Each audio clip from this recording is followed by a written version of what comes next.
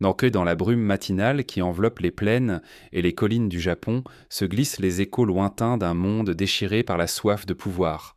Entre alliances brisées et trahisons silencieuses s'élève la figure du shogun, maître des sabres et architecte d'empires naissants. Chaque château, chaque rizière porte la marque des combats oubliés, et les fantômes des anciens seigneurs murmurent encore dans le vent.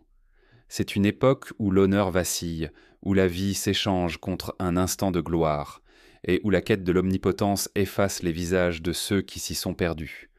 Plongeons dans ce Japon fragmenté, là où le cri des armées Rosni résonne sous le voile de la nuit, pour découvrir la vérité ténue derrière la légende des shoguns. À Londres. Dans le fracas silencieux des aubes froides, les provinces du Japon se dévoilent comme des parchemins déchirés, leurs frontières jadis nettes effacées par la flamme des guerres incessantes.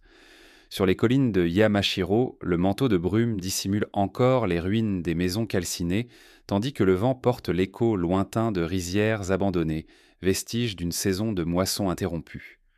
Les routes, jadis parcourues par les porteurs de messages officiels, se perdent aujourd'hui dans les forêts renaissantes, engloutissant peu à peu les vestiges des relais détruits. C'est une terre où le temps semble s'être figé entre deux clameurs de bataille, un paysage suspendu entre la mémoire vivante des survivants et l'oubli progressif des traces fragiles qu'ils laissent bon derrière eux. L'éclat des sabres ne suffit plus à éclairer les plaines autrefois fertiles.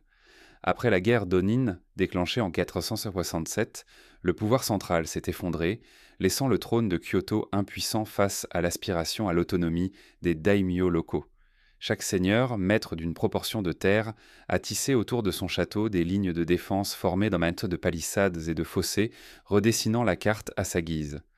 Les alliances se nouaient au clair de lune, puis se brisaient sans à l'aube, comme des serments jetés au feu. Les murailles avant criblées de flèches et les tours éventrées témoignent encore de la fureur des sièges, dont les nuages de poussière se mêlent aux nuées de cigales l'été venu. Sur les chemins creux, la vie a revêtu un masque incertain. Les paysans, contraints de fuir leur foyer, se sont dispersés en hordes silencieuses à travers les montagnes, espérant trouver un refuge ou replanter un riz que les moissonneurs n'avaient pas eu le temps de récolter. Parfois, à la lisière d'un champ, on découvre un soc de charrue brisé, figé dans la terre argileuse comme une relique d'une époque révolue. Les moines bouddhistes errants, chargés de recueillir les âmes perdues, disent avoir vu dans ces sillons abandonnés l'apparition de silhouettes évanescentes, silhouettes d'enfants qui ne connaîtront jamais le goût du grain mûr. Loin des champs ravagés, la loi elle-même vacillait. Sans autorité pour la faire respecter, les provinces sont devenues un terrain de chasse pour les Ronin sans maître, des samouraïs déchus qui troquent l'honneur contre la survie. Vestiges d'armures lacérées, katanas sporadiquement plantés dans la terre, gisent aujourd'hui dans les clairières, comme des témoins muets d'un désarroi guerrier. On raconte qu'au détour de certaines routes, des cortèges fantomatiques, des Ronins marchant en silence, le dos voûté, le regard fixé sur un horizon obscur, s'en de borqualisme surgissant dans la nuit, avant de s'évanouir dans un halo de brume, laissant derrière eux un frisson d'incompréhension. Les villages fantômes, eux, sont tombés sous le joug du silence. Aux portes cahotantes des demeures calcinées, on accroche parfois des phalanges de bambou en offrande pour apaiser les esprits des anciens habitants. Dans la pénombre d'un ancien sanctuaire, les cloches de bronze, abandonnées lorsque les prêtres ont fui l'avancée des armées, semblent revêtir leur propre conscience.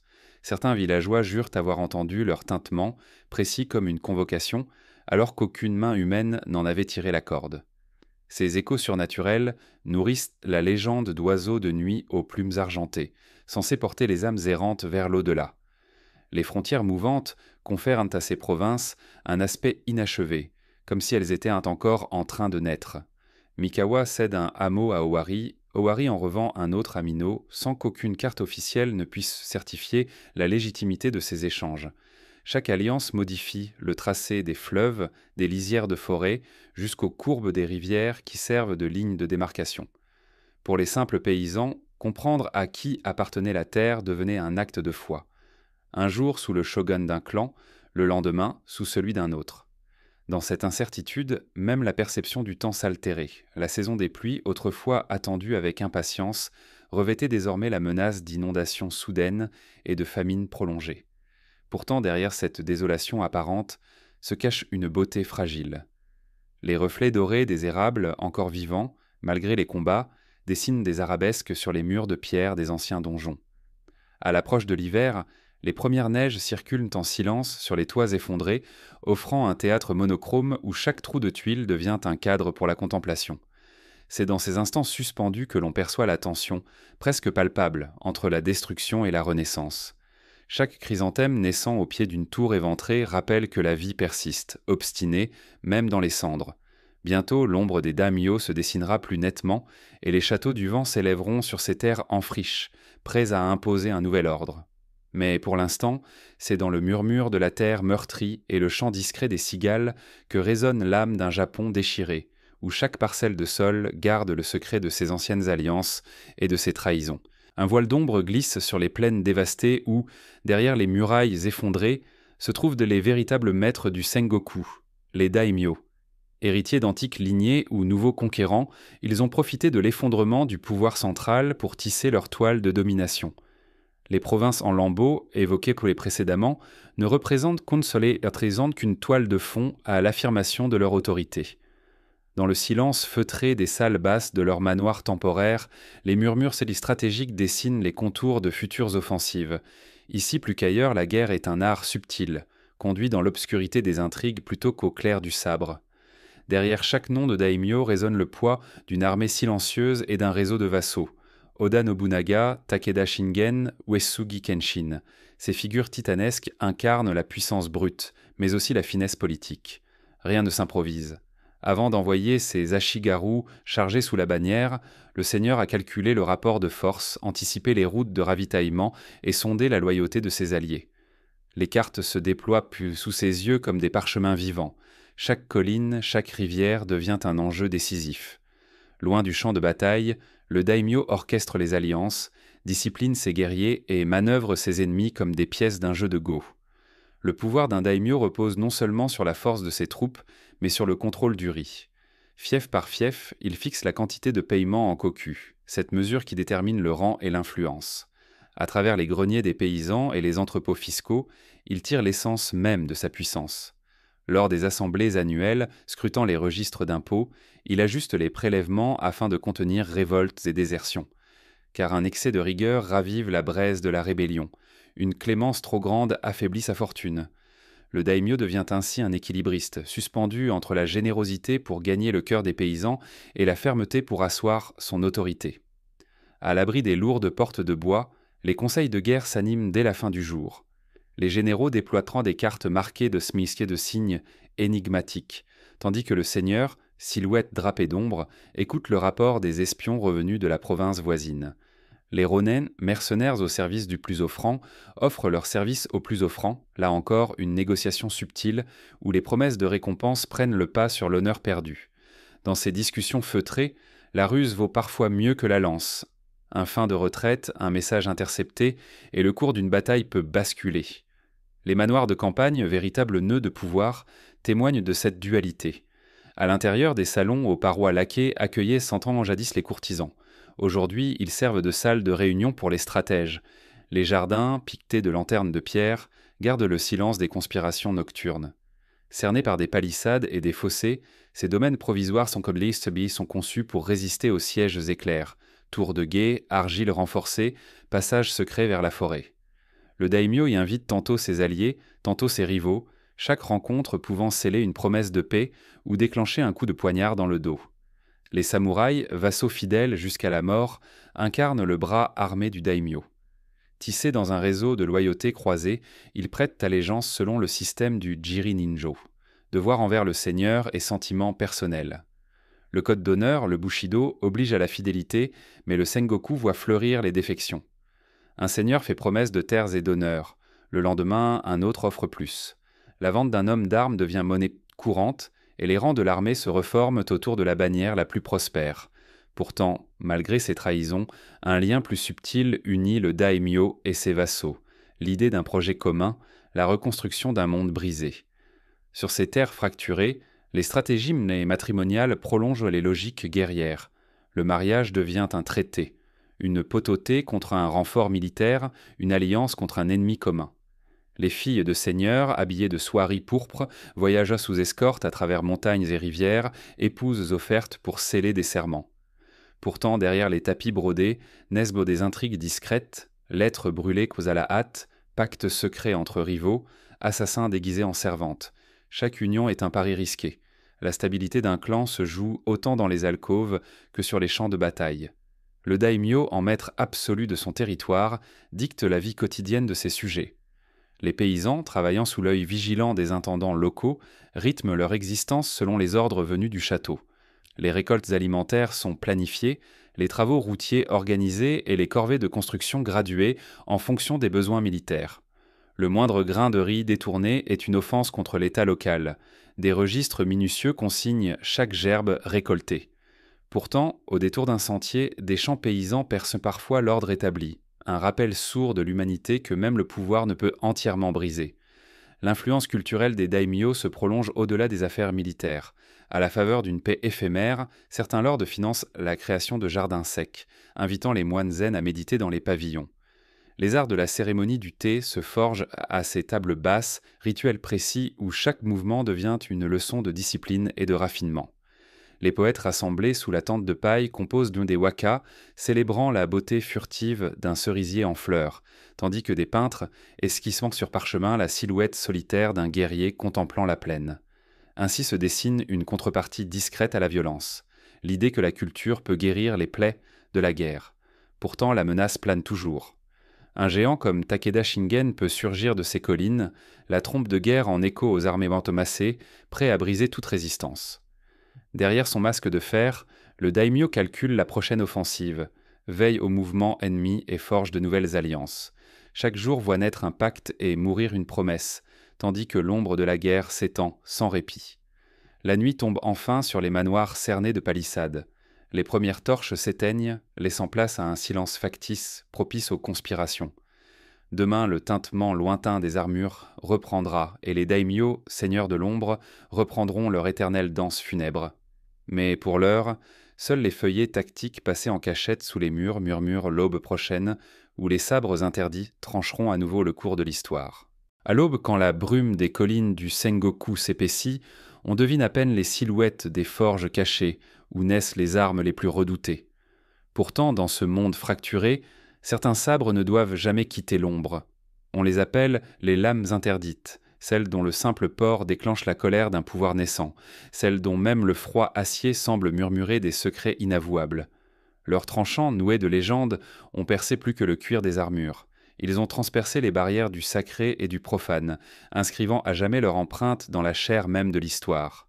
Le katana, long sabre courbe, est plus qu'une arme, il est le souffle même de l'âme du samouraï. Forgé dans l'acier poli de Tamahagan, sa lame plie et replie 1000 fois le métal pour y enfermer à la fois la robustesse du roc et la souplesse de la brume. Selon la tradition, un forgeron façonnait la lame sous un enclos de bambou, en chantant des prières silencieuses Bamitit à Amaterasu, déesse du soleil, pour purifier le feu. Mais lorsque ces chants contenaient des invocations interdites, cherchant à enchaîner l'esprit du porteur au plus profond de la lame, le sabre devenait tabou, interdit de circulation sous peine de mort. Sous le règne d'Oda Nobunaga, dans les années où la guerre grondait sans répit, un premier sursaut de contrôle émergea. Certains lords imposèrent la limitation du port d'armes, réservant le katana aux seuls guerriers de haut rang. On raconte qu'à Azuchi, le château flamboyant, Nobunaga fit rassembler dans la cour 100 lames de samouraïs vaincus, les faisant tomber aux pieds de sa gardienne de fer. Celles jugées trempant les trop imprégnées de violence furent confisquées, jugées déliquescence de l'honneur. Leur acier aurait été fondu pour en tirer des cloches que l'on suspendit ensuite au temple, comme un rappel sonore pour apaiser les âmes des défunts. Mais c'est sous Toyotomi Hideyoshi que l'interdiction prit un tour systématique. En 1588, son fameux édit de la le crasse aux épées, Katanagari, marqua la première dissuasion légale du Sengoku. Des sergents lourdement armés sillonnèrent les villages, invitant ou contraignant les paysans à livrer jusqu'à la plus petite lame droite qu'ils possédaient. Les lames, ramassées en monceaux, furent ensuite fondues pour enrichir le trésor du seigneur, mais aussi pour se prémunir contre les insurrections. Cet édit ne visait pas seulement à asseoir l'autorité. Il instaurait une frontière invisible entre l'arme des guerriers et la misère silencieuse des laboureurs. Dans les campagnes, le sabre interdit prenait la forme d'un fardeau secret. On le cachait sous la paille des toits de chaume, ou on l'enterrait, plaie vers le ciel, dans la fosse derrière la maison. Les vieux paysans, dont les mains avaient en trop foulé la terre pour manier un katana, se souvenaient des affrontements où ces mêmes lames avaient retranché le henné des vaches et la chevelure des hommes. À la lueur blafarde des lampes à huile, ils se confiaient à voix basse des récits de rébellion, où un paysan, affublé d'un sabre volé, devenait spectre passager des chemins, montant à l'assaut de carences séculaires. Les confins des forges interdites, ces ateliers clandestins, masquaient quant à eux un commerce obscur. Sous couvert de nuit, des maîtres affûtent encore les lames. Ils plient l'acier dans un secret d'initié, transmettant des recettes ancestrales de trempe et de martelage qui refusent la règle du shogunat naissant. Ces sabres de contrebande, souvent plus courts que le katana officiel, se dissimulaient en ensemelis dans les manches de kimono, effleurant l'âme du porteur quand la détresse le pressait. Le bruit discret d'une lame glissée hors du fourreau suffisait à faire frissonner un fief entier. Les chants et les danses du thé, si précieux au manoir des daimyo, chuchotent parfois l'histoire de ces objets proscrits.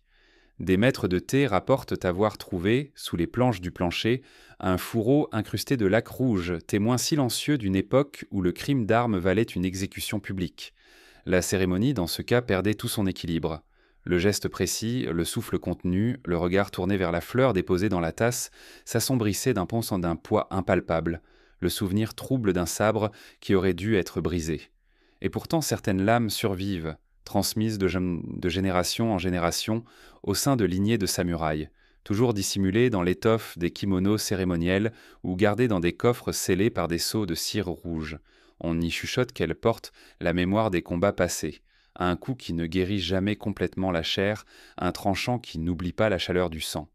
Ces objets interdits deviennent alors autant de reliques chargées de responsabilités. Les porteurs doivent jurer de ne jamais les brandir devant le Seigneur. Le simple fait de les contempler en silence peut suffire à faire vaciller l'âme. Lorsque la meute de messagers du shogunat passait, c'était l'occasion de déloger la poussière des coffres et, parfois, de briser les cadenas. Les sabres interdits étaient alors exposés comme des hérésies matérielles, alignés sur des tréteaux, leurs lames tournées vers le ciel.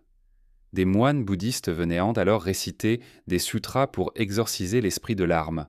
La lame tremblait légèrement, comme pour protester, dessinant de fines ondulations sur la surface polie. Puis, sous les marteaux, les lames devenaient de fonte et l'on forgeait des cloches funéraires destinées à résonner pour les âmes des guerriers disparus. Pour les initiés, toutefois, chaque sabre interdit recèle un potentiel insoupçonné. Une vibration, une fréquence propre qui, soupçonnait-on, permettait d'ouvrir des passages entre le monde des vivants et celui des morts. Les récits de fantômes s'accrochaient à ces armes, des silhouettes vêtues de haillons, désireuses aussitôt de restaurer l'honneur de leurs anciens maîtres, surgissaient en là où se trouvait une lame cachée. Les paysans racontaient parfois avoir vu à la lisière des forêts la lueur vacillante d'un katana planté dans la terre alors qu'aucune main ne l'avait reposé. Progressivement, la chasse au sabre interdit finit par modeler la carte humaine du Sengoku. Les villages prospères parvenaient à négocier leur exemption partielle, payant une lourde taxe en riz pour conserver l'arme d'un forgeron local. D'autres se résignaient à l'abandon total, voyant dans l'élimination des lames un futur sans violence. Pourtant, derrière ces accords, palpitait toujours la crainte d'un soulèvement clandestin. Un sabre dissimulé pouvait rallumer la braise de l'insurrection. C'est dans cette atmosphère ambivalente que se poursuit notre exploration. Ces lames interdites, chargées de promesses et de craintes, ont redéfini le rapport entre le pouvoir et la violence. Demain, ce sont les Ronins, ces guerriers sans maître bannis pour avoir défié les interdits, qui arpenteront les routes, cherchant un nouveau serment et secouant les citadelles du pouvoir. Lorsque le pouvoir des daimyo vacillait, une ombre s'érigeait sur les chemins naguère protégés. Celle des Ronins, ces guerriers déchus privés de tout seigneur. Arrachés à la certitude d'un serment et d'une terre à défendre, ils erraient sous la lueur tremblante des lampions, silhouettes légères glissant entre les hameaux désertés. Leurs katanas, jadis portés avec fierté, étaient désormais glissés dans la doublure de leurs kimonos élimés, comme un poids qu'on préfère oublier le jour et un secret qu'on ne révèle qu'à la nuit. Dans le silence feutré des forêts environnantes, on percevait parfois le crissement discret de leurs sandales sur le tapis de feuilles mortes, prélude muet à une présence insaisissable. Né de l'effondrement des grands clans ou de la destitution d'un seigneur vaincu, le Ronin n'était plus qu'une coquille d'honneur. Certains avaient suivi leur daimyo jusqu'à la dernière défense, gisant dans la poussière des châteaux assiégés avant de reprendre un chemin dépouillé de toute fierté. D'autres, bannis pour avoir défié un ordre, transportaient en son eux la brûlure d'un affrontement personnel. Un écart dans le bushido, une hésitation lors d'un duel, un ordre refusé. Dans chaque regard, on devinait la lutte silencieuse entre la soif de rédemption et la crainte du déshonneur irréparable. Sur les routes du Tokai et du Kansai, le Ronin trouvait refuge dans les auberges miteuses, leurs tatamis usés recouvrant des planches glissantes. Là, entre deux gorgées de saké amer, il échangeait des récits feutrés avec d'autres soldats sans maître. Les paroles à voix basse portaient maintenant la crainte de l'écoute d'un mouchard. Un mot de trop pouvait attirer les sergents du seigneur local, mandés pour traquer ces âmes errantes. Les tables en bois craquaient sous le poids de cartes esquissées à la hâte ou se dessinaient comme des routes secondaires, des relais éloignés, et surtout la promesse, parfois vaine, d'un nouveau patron. Le code du samouraï, pourtant gravé dans l'acier et le bois, se délitait face à l'urgence de la survie. Le bushido, censé lier le guerrier à l'idée de sacrifice, devenait un luxe que le ronin ne pouvait plus s'offrir. Pour subsister, il devait offrir ses services aux plus offrants. Escorte discrète de marchandises, mission d'espionnage, acte de sabotage. La mercenarisme, longtemps réprouvée, se teintait d'un pragmatisme cru. Le prix d'un jour de protection valait souvent plus que la promesse floue d'un fief inconnu. Et lorsque la bourse de riz s'amenuisait, il restait toujours le choix brutal du brigandage, ramener à la vie la vieille loi de la jungle. Dans les villages bordant les bras morts des rivières, les habitants guettaient chaque silhouette solitaire. Un ronin, par sa posture, se reconnaissait au premier regard. Épaule droite, hanche basse, main effleurant le fourreau, prêt à tirer à la moindre provocation. Les enfants, cloîtrés dans les greniers, écoutèrent les conversations des adultes, un nom murmuré, ronin, et le visage se fermait en une menace silencieuse. Les paysans laissaient tard les portes entr'ouvertes, comme un avertissement, ou parfois ils serraient vers les portes à 3 verrous, priant pour qu'aucune lame ne vienne trouer leur nuit. Pourtant, la figure du ronin porte aussi en elle un paradoxe. Cette solitude rendait le guerrier plus dangereux encore. Sans attache, sans clan, il n'avait rien à perdre. Des récits se transmettaient au coin des foyers. Celui d'un homme qui, pour venger l'honneur perdu de son seigneur déchu, avait infiltré un convoi millénaire, sabré les gardes et foncé sur le char d'apparat avant de disparaître dans la nuit. D'autres parlaient d'une silhouette vêtue de blanc, surgissant devant la procession d'un daimyo triomphant, défiant la garde d'honneur et s'effaçant dans le halo des lanternes avant que quiconque n'ait pu reconnaître son visage. Dans les tavernes clandestines, véritables creusets de désespoir et d'espoir mêlés, naissaient les premières lueurs de revanche. Les ronins y célébraient en leurs conditions, presque avec une fierté guerrière, trinquant à la liberté que leur procurait l'absence de maître. Les discussions tournaient parfois à la planification d'un acte audacieux, un message à délivrer à un allié secret, un pont à faire sauter pour isoler une garnison, ou l'attaque d'une caravane de secours. Mais la crainte de la trahison pesait toujours. Un homme parmi eux pouvait être un espion, et la mort rôdait à chaque mot prononcé. Lorsque la pleine lune baignait la vallée d'une lumière spectrale, les ronins organisaient parfois des veillées près des sanctuaires abandonnés. Ils allumaient un feu de camp au pied d'une statue de pierre recouverte de lichen, rendant hommage aux divinités que leur code guerrier leur dictait de respecter, même sans patron. Les chants rauques qui s'élevaient alors mêlaient un prière pour l'âme du Seigneur déchu et imploration pour la clémence divine. C'était là, dans ce rituel improvisé, que se liaient les dernières bribes d'un honneur survivant, fragile et précieux. D'autres prenaient le chemin des montagnes, se réfugiant parmi les temples zen et les monastères perdus. Sous la houlette des moines, ils apprenaient à méditer, à pacifier leur cœur meurtri par la violence. Mais cette paix intérieure n'était jamais totale. La vue d'un pin solitaire au sommet d'une crête pouvait réveiller en eux l'appel du sabre. Certains, en quête de rédemption, consentaient à devenir gardiens de sanctuaires, protégeant les reliques sacrées sa main contre les pilleurs. Ils gardaient le katana sous l'autel, le traitant comme un objet rituel, un rappel de ce qu'ils avaient été d'un temps, et de ce qu'ils ne pouvaient plus devenir. À l'autre extrémité, d'autres encore se tournaient vers l'art de la furtivité, rejoignant les réseaux clandestins des shinobi. Sous la nuit, la lame glissée dans la botte devenait un outil de disparition discrète, infiltration, cambriolage, poison subtil. Les techniques de Trembang de l'ombre se muaient en prolongement du goût amer de la servitude perdue. Le Ronin ninja, hybride incertain, incarnait la peur des seigneurs et la menace d'une rébellion silencieuse capable de frapper sans avertissement. Les récits de ces guerriers sans maître se transmettaient de bouche à oreille, se chargeant de légendes. On murmurait qu'en certains lieux, la terre gardait l'empreinte de milliers de pas, formant des sillons invisibles où les Ronin avaient d'un marché, indifférents au temps qui passe. Les monts Ida et les forêts de Kiso, jadis isolées, étaient non désignés comme embryons de sociétés secrètes, où se préparaient des insurrections coordonnées. Mais la distance entre l'imagination et la réalité restait ténue. Un seul groupe déterminé aurait suffi à faire trembler un fief endormi. Les Ronin, enfin, étaient mais le symbole même de la chute d'un monde.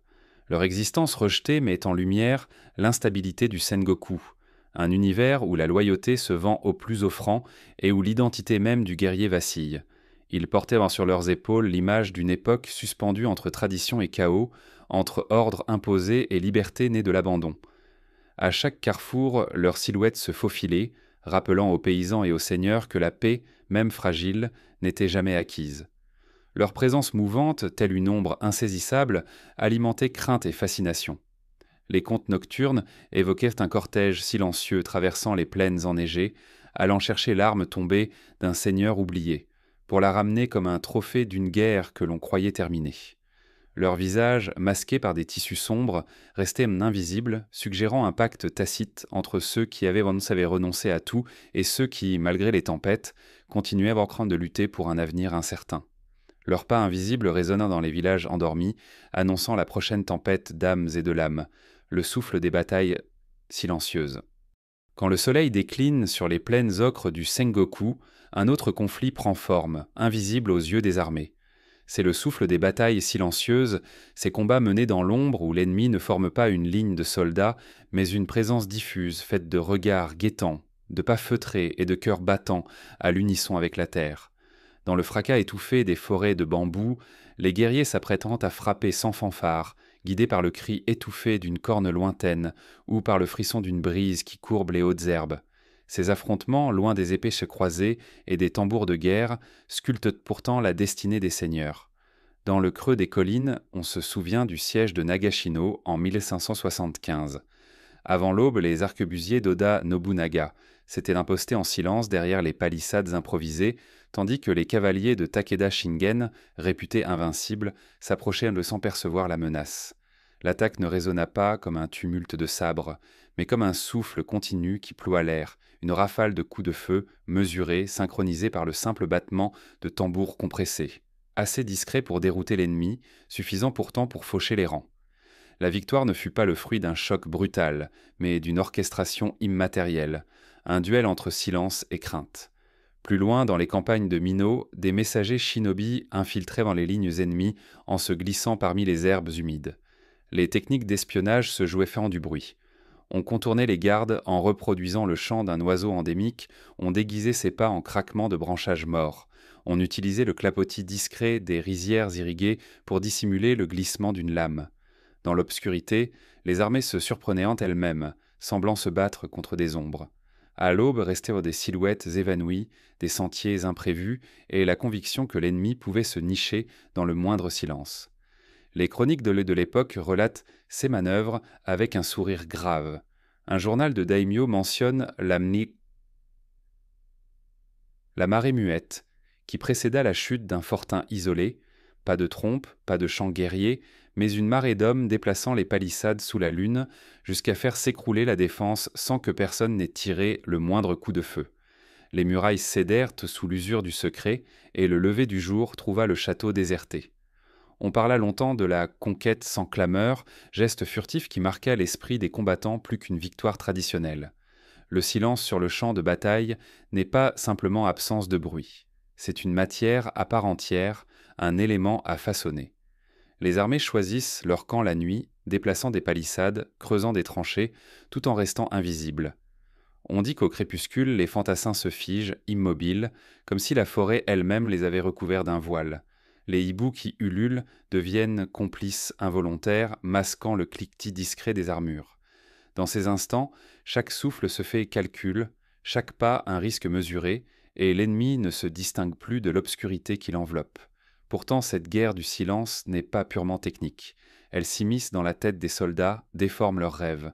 On raconte que les samouraïs, éveillés en sursaut au cœur de la nuit, entendaient le son lointain d'un sabre quittant son fourreau, alors qu'aucune lame ne bougea. Certains, persuadés d'une attaque imminente, perdirent l'équilibre et chutèrent dans les ravins.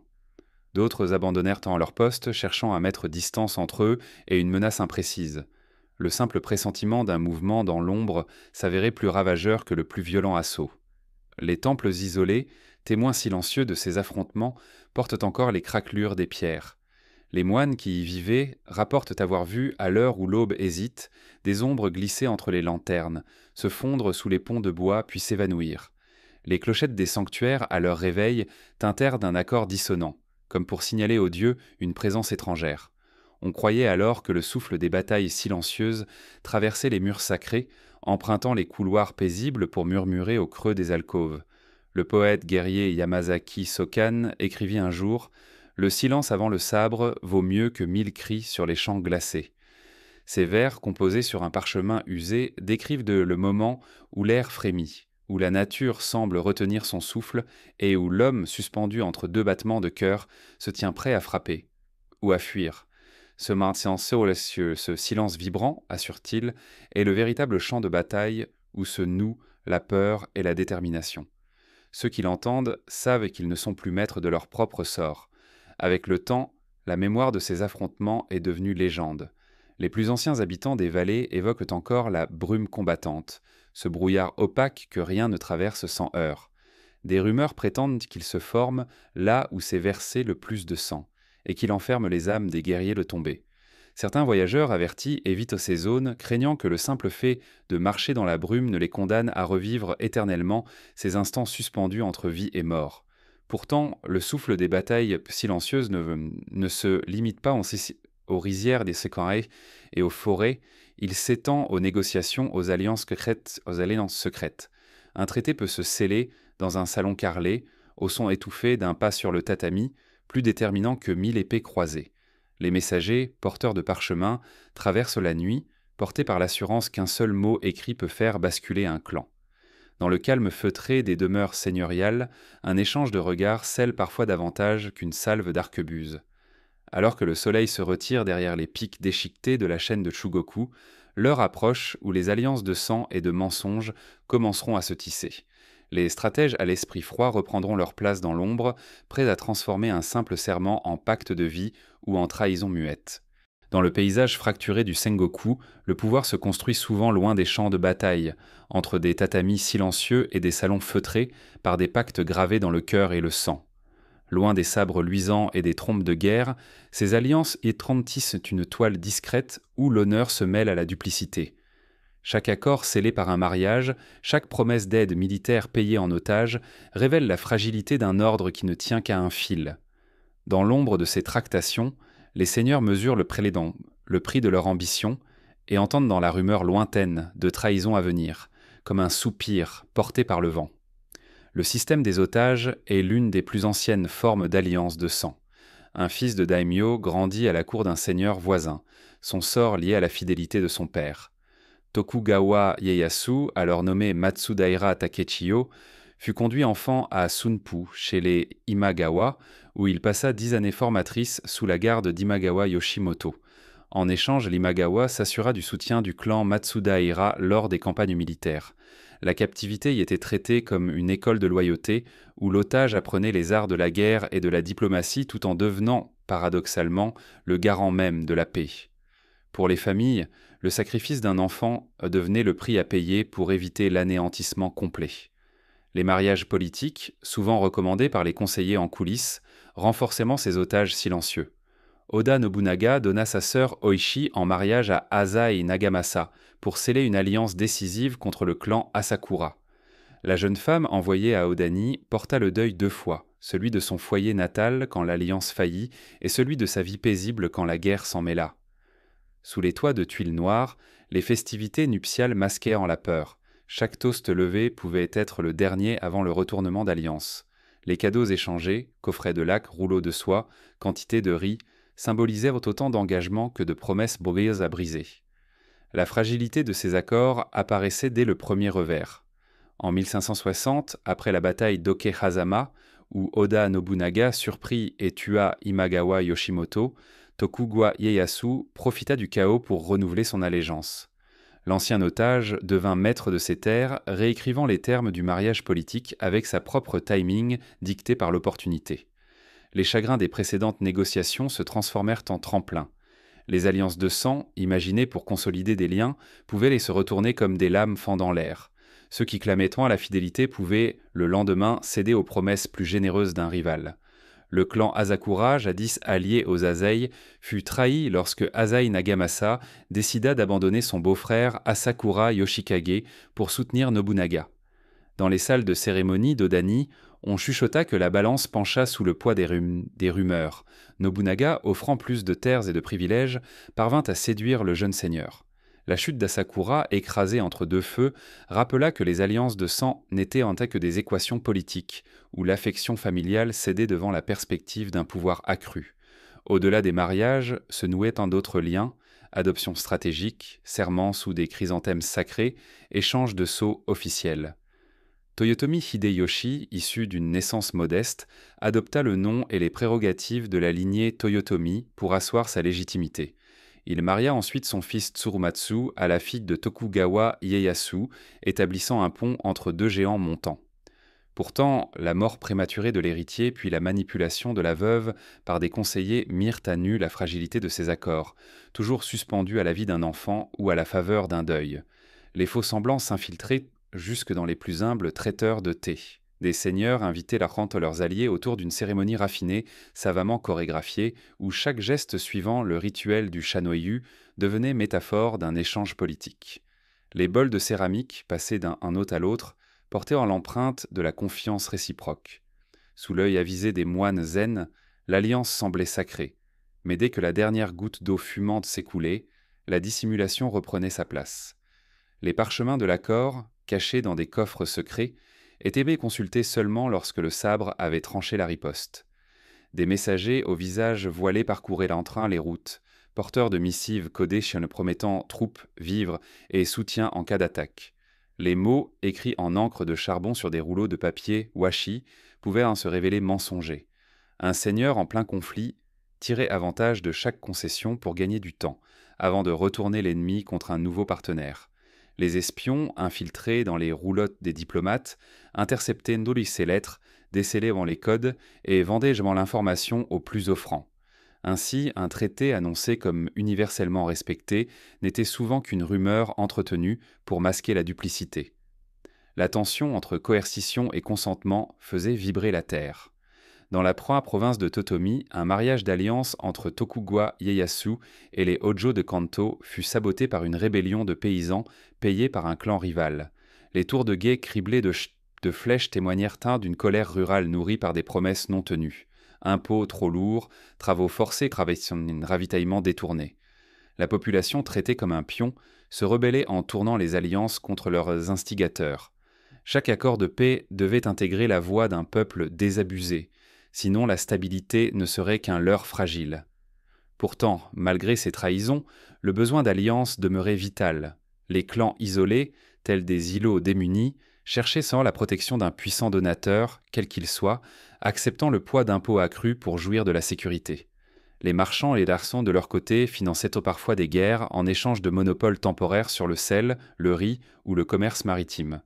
Les liens mercantiles et militaires se mêlaient, dessinant un réseau complexe où sang et or coulaient de pair.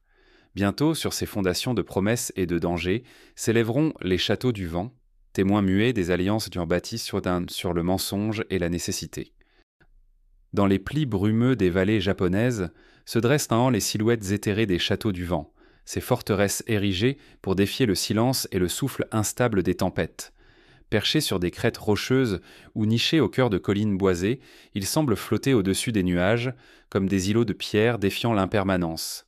Chaque muraille, chaque donjon paraît conçu pour capter les courants d'air, faisant bruisser les drapeaux et les branches d'arbres alentour dans une chorégraphie légère, tandis que leurs fondations s'ancrent dans la terre meurtrie du Sengoku. La construction de ces citadelles aériennes relevait d'un équilibre subtil entre l'audace militaire et la poésie guerrière. Les ingénieurs de l'époque, maîtres dans l'art du yagi-ishi, la disposition en épi des murs pour briser l'assaut ennemi, jouaient aussi avec la topographie naturelle. Ils traçaient pour des plans qui suivaient tran les crêtes comme des lignes de fuite infinies, conférant aux murailles l'apparence d'un dragon endormi, prêt à se réveiller sous les pas des assiégeants. Les douves sèches s'épanouissaient, en terrasses successives, chaque rangée de palissades dessinant un gradin dans le ciel, tandis que les cachots se dissimulaient sous les escaliers de pierre, à l'abri du regard. Parmi les plus célèbres, le château d'Inabayama, futur Gifu, dominait la vallée du fleuve Kiso comme un phare de pierre.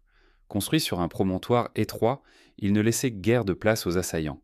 Les escaliers escarpés dévoilaient pente soudain une muraille fendue, guet-apens où les flèches et les arquebuses d'Oda Nobunaga trouvaient dans leur cible. La forteresse, transformée en siège de pouvoir, offrait pourtant un panorama infini, un horizon ondulant où s'étendaient les rizières et les villages pieusement soumis. Là, le vent avait valeur de messager, prévenant des mouvements ennemis ou des nuages annonciateurs de pluie. Le château de Takeda à Kofu, bâti sur le mont Kobayashi, exploitait un principe inverse. Il absorbait la houle des vents pour alimenter les feux de signalisation. Des serres de pierre communiquaient d'une tour à l'autre, transmettant la lueur des torches et le rythme des tambours afin d'alerter directement les garnisons. Les cours intérieures, pavées de dalles mouvantes, formaient un labyrinthe propice aux embuscades silencieuses. Les murailles, lisses comme des miroirs, restituaient à la tempête l'écho des sabres sortis de leurs fourreaux et laissaient planer l'illusion d'un assaut imminent là où l'ennemi s'y attendait le moins. Ces constructions avaient aussi une dimension cérémoniale. Dans la tour principale, appelée donjon, les seigneurs recevaient cran les dignitaires. Le plancher était poli comme la surface d'un lac figé et les piliers laqués renvoyaient les reflets des lanternes posées avec une précision millimétrique. Les salles basses, ouvertes sur des jardins secs de pierre et de mousse, offraient une vue encadrée sur la nature environnante comme un tableau vivant. À ses fenêtres, le seigneur méditait sur la fragilité de son pouvoir, sentant le vent ciseler les nuages et infuser la muraille de murmures lointains. Mais ces châteaux, aussi imposants qu'ils soient, pouvaient devenir les instruments mêmes de la terreur qu'ils cherchaient à contenir. Lorsque les moussons s'abattaient, les premières pluies d'eau sang glissaient le long des toitures de tuiles vernissées, provoquant des glissements de terrain et des effondrements partiels. Les défenseurs, cloués à l'intérieur, voyaient la boue envahir les douves, transformant le bastion en îlot isolé. Les tempêtes dissolvaient l'éphémère équilibre, rappelant pourtant que le hibachi que l'on allumait dans la salle du trône dépendait de forces bien plus vastes. Les récits évoquent des assauts nocturnes où le vent jouait un rôle inattendu. Une rafale violente, détournée par la géométrie des donjons, soulevait les tuiles et fendait les os des douves, créant un vacarme qui dissimulait les pas des Shuranin, ces sabreurs d'élite envoyés pour une mission discrète. L'ennemi, troublé par ce tumulte, distinguait difficilement la voix d'un ordre stratégique de celle d'un cri de panique. C'est dans ces nuits cinétiques que naquirent les plus grandes légendes, celle d'un lord grièvement blessé, maintenu en vie par le bruit des gouttes frappant sa fenêtre, ou celle d'un drapeau mystérieux, hissé dans le silence total d'un donjon désert, provoquant l'abandon immédiat d'une garnison entière. La taille même des châteaux du vent reflétait la stature de leur maître. Oda Nobunaga, habitué aux formes ambitieuses, imposa la silhouette aiguë d'Inabayama, avant de la rebaptiser Gifu, l'élévation du vent, symbole de son ascension fulgurante. Toyotomi Hideyoshi, à son tour, fit élever Osaka-jo, un édifice plus vaste, fruit d'un concours d'ingénieurs venus de tout le pays. Les douves entourant le roc sur lequel reposait la forteresse se répétaient en couches concentriques, multipliant les parcours d'entraves. Les marais asséchés servaient de miroir pour éblouir l'ennemi, et le reflet du donjon dans l'eau ajoutait une illusion de grandeur décuplée. Pourtant, l'abondance du vent et de l'eau fut aussi la cause de la chute de ces tours de guet. Les tremblements de terre, fréquents dans cette terre instable, fissuraient les fondations, libérant des courants souterrains qui engouffraient les douves et affaiblissaient les remparts. Le système complexe de canaux et de contrepoids devait être révisé sans cesse, et les paysans, recrutés pour l'entretien, vivèrent dans la crainte de devoir réparer, sous la pluie et le souffle gémissant des tuyères de pierre, des murs compressés par la boue. La frontière entre forteresse et tombeau devenait floue lorsque les tours se lézardaient et que la vapeur s'échappait des fissures comme un sang invisible. Dans l'intimité des quartiers seigneuriaux, on parlait de messagers de la brume, ces esprits attisés par le bruissement des drapeaux qui travaillaient à désorienter les défenseurs. Des soldats racontaient en avoir vu, à l'aube, des silhouettes s'évanouir dans les nuages basses, puis réapparaître de l'autre côté de la muraille, sans aucune trace de passage. Les châteaux, malgré leurs murailles épaisses, devenaient des terrains de jeu pour la trompeuse architecture du vent. Chaque ouverture, chaque meurtrière, jouait sur la forme et la pression de l'air, modulant l'intensité des sons pour en faire des instruments de guerre psychologique. C'est dans ce théâtre où le vivant et le minéral s'entremêlent donc que les stratèges inventèrent de nouveaux rituels. Avant une bataille, on faisait déposer des cerisiers en fleurs sacrées au pied des murailles, comme si les pétales, portés par le vent, pouvaient en confondre les tireurs d'arquebuses. Les guerriers grimpant sur les remparts, le regard perdu dans les volutes de nuages, méditant sur le caractère éphémère de la fleur de prunier, symbole de vie et de mort. Ces cérémonies psychédéliques, entre art et survie, tissaient la conviction que le vent même était un allié, capable de porter la chance vers les troupes choisies. Pourtant, malgré toute cette ingénierie, la suprématie des châteaux du vent restait relative. Lorsqu'Oda Nobunaga se heurta à la trahison d'Akechi Mitsuhide en 1582, ce fut précisément la connaissance intime des passages secrets et des mouvements d'air qui permit au traître d'entrer dans Honnoji à Kyoto. Le vent, joueur capricieux, fit céder une porte restée légèrement entr'ouverte après une réparation bâclée. La pièce, envahie par le sifflement, laissa entrer la promesse d'un coup fatal. Le monde du Sengoku apprit alors que même la plus solide des murailles pouvait succomber à la faille d'une brise. À l'heure où la saison des pluies seule cède la place au vent d'automne, ces châteaux se parent d'un charme mélancolique. Les feuilles dorées tourbillonnent dans les douves asséchées, et les toits vernissés reflètent la lumière rasante du soleil déclinant. Les derniers gardiens, en poste avant l'abandon, déposent leurs armes dans les coffres cérémoniels, comme on enterre un fantôme. Les douves, traversées par des ruisseaux renaissants, rendent au silence son étendue. Sous le souffle continu de la plaine, l'ombre des châteaux du vent s'étend, prête à accueillir l'énigme du shogunat naissant, là où le pouvoir central cherchera à dompter ses architectures aériennes pour forger un Japon uni et silencieux. Au terme des guerres et des alliances de brisées, un nouveau spectre s'est glissé dans l'histoire du Japon, le shogunat. À la lisière du pouvoir impérial, il se présente à la fois comme création et comme usurpation, un équilibre ténu entre rituel ancien et autorité brute. Dans le silence feutré des palais impériaux, on sentait vibrer le souffle d'une institution à naître, prête à cristalliser la domination militaire sous un voile cérémoniel. Mais quelle forme exacte prendrait-elle ? Telle est l'énigme que portait en son sein chaque strate de pouvoir entre Kyoto et les monts de Mikawa. Le mot même de shogun, Sei Taishogun, littéralement grand général pacificateur des barbares, résonnait comme un paradoxe. Né au Xe siècle pour désigner les commandants envoyés repousser les pillards, cette charge, initialement temporaire, devait désormais définir la souveraineté militaire au cœur d'un empire féodal fracturé. Comment passer d'une simple commission de guerre à un pouvoir de fait capable de supplanter l'empereur ? Cette mutation s'est opérée dans la lenteur feutrée des chancelleries, au rythme des scribes traçant le sceau de l'autorité sur des parchemins aux bords rongés par la suie. En 1573, Oda Nobunaga fit tomber le dernier shogun Ashikaga, Yoshiaki, qu'il maintint d'abord comme pantin puis qu'il exila. Le vieux palais de Muromachi, jadis théâtre des processus de nomination, se vida de sa substance politique. Le shogunat mourait et renaissait sous une autre forme. Pourtant, Nobunaga n'endossa jamais officiellement le titre, il préféra régner sans porter le fardeau d'un cérémonial jugé trop empreint d'archaïsme. Ainsi naquit l'image paradoxale d'un général suprême sans les ornements du shogun traditionnel, une silhouette détachée de tout acte de réception impériale. À sa suite, Toyotomi Hideyoshi poursuivit la même énigme. En 1585, il accepta le titre de Kampaku, régent de l'empereur, se plaçant ainsi au sommet de l'administration civile et religieuse. Le cérémonial de la cour lui offrit la reconnaissance sans le stigmate historique du shogunat. Pourtant, sa puissance militaire rayonnait sur tout le pays, dessinant une ombre plus vaste que toute autre depuis les origines du Sei Taishogun. Hideyoshi utilisa les rites du shanoyu, de la poésie raffinée et des paravents laqués pour évoquer une légitimité plus subtile, fondée sur l'artifice et le prestige plutôt que sur une simple commission de guerre. Les cérémonies de Hokoji, où l'on installa une gigantesque cloche en bronze forgée avec l'acier des lames confisquées, témoigne de ce pouvoir hybride. À travers le tintement funèbre de cet objet, Hideyoshi soulignait la fusion de la force brutale et de l'aura sacrée. Pourtant, l'empereur lui-même restait spectateur de ces mises en scène. Il signait les décrets, il scellait les lettres patentes, mais c'était le régent tyran qui détenait la réalité du contrôle. C'était là l'essence de l'énigme, la coexistence troublante d'un sommet rituelique et d'une autorité qui, derrière lui, façonnait le destin des terres et des hommes.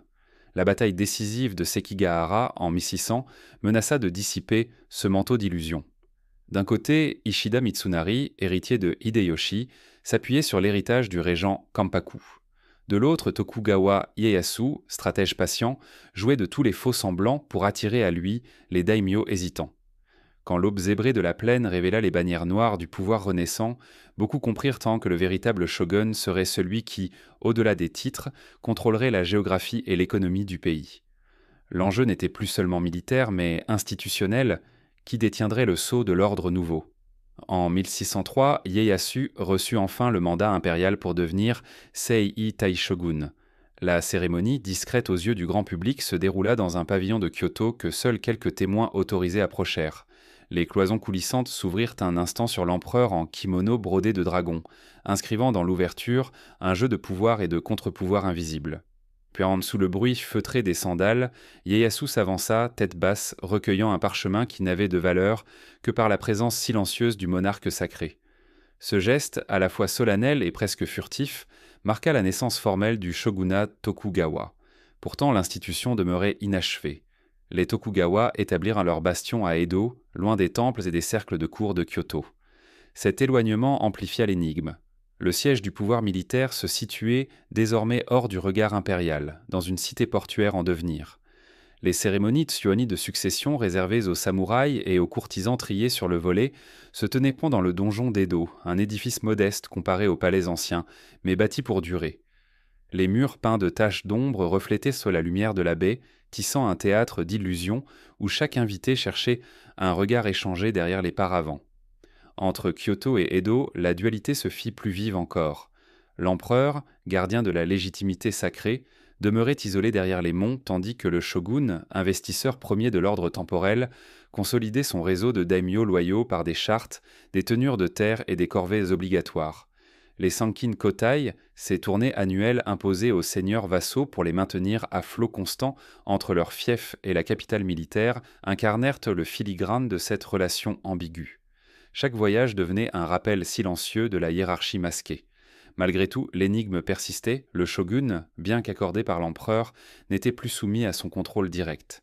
Les registres fiscaux conservés à Edo définissaient à eux seuls le poids du pouvoir, sans qu'une autre main ne puisse les contester. Les cérémonies annuelles de Niname-sai, célébration des premières récoltes, trouvèrent un écho feutré dans les jardins du château de Sunpu, où Ieyasu recevait des délégations provinciales. Là encore, la mise en scène rivalisait avec la tradition, chaque offrande de riz pesant davantage que les mots du rituel. L'institution du shogunat se stabilisa sur cet équilibre invisible. Un empereur honoré et isolé, un shogun puissant et indépendant. La collusion entre l'aspect le rituel et l'administration militaire créa une structure inédite, née du chaos Sengoku, mais destinée à durer plus de 2 siècles. Pourtant, dans l'ombre des cérémonies, le mystère de sa genèse et de sa légitimité resta irrésolu, comme une cicatrice dormante sur le visage du Japon. Ce voile d'incertitude, loin d'affaiblir le shogunat, lui conféra une aura silencieuse, capable de modeler les destins sans livrer jamais tous ses secrets. L'énigme du shogunat naissant s'achève ici, suspendue entre l'éclat des armures polies et le crépitement discret des encriers, prête à laisser place au prochain acte de cette histoire, les messagers du destin qui porteront, au-delà des frontières, les choix décisifs d'un ordre nouveau. Sur les routes sinueuses du Japon fragmenté, une silhouette solitaire fend la brume naissante. Cindre du fourreau, plume de papier soigneusement roulée, il porte en son dos la fragile espérance d'un ordre jamais assuré. Les messagers du destin sont les gardiens muets de l'Empire en lambeaux, voyagés à pied ou à cheval, traversant cols escarpés et rizières engloutis sous la rosée, pour transmettre un simple mot qui peut sceller une paix ou allumer la fureur des sabres. Leur souffle mêle la crainte et l'espoir, chaque pas gravé dans la terre témoignage d'un pacte invisible entre le pouvoir et ceux qui l'écrivent.